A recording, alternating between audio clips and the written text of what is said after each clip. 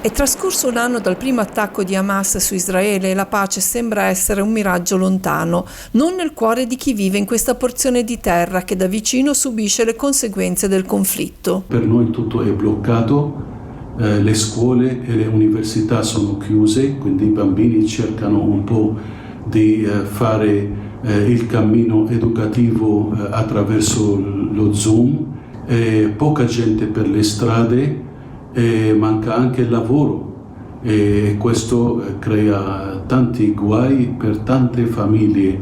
Padre Ibrahim al-Sabag parla di sete di pace da parte degli abitanti, in particolare della comunità cristiana, che numerosa partecipa alle celebrazioni eucaristiche e alle funzioni religiose come funerali e matrimoni. Ieri abbiamo celebrato 2 matrimoni, però in mezzo a tanta paura, tanto terrore, sia per gli sposi, sia anche per i loro familiari e anche per i loro amici. La guerra rende tutti più poveri, non solo economicamente. Ne ha consapevolezza padre Ibrahim, che per molti anni è stato parroco ad Aleppo, in Siria. È un grande dolore perché vediamo come la dignità dell'uomo viene sempre violentata e vediamo come questa violenza poi che tira un'altra violenza di vendetta, di risposta, è sempre quella che vale più della parola di perdono o di riconciliazione. La testimonianza del francescano è che l'unica via percorribile sia quella della riconciliazione. Abbiamo avuto questa rivelazione della carità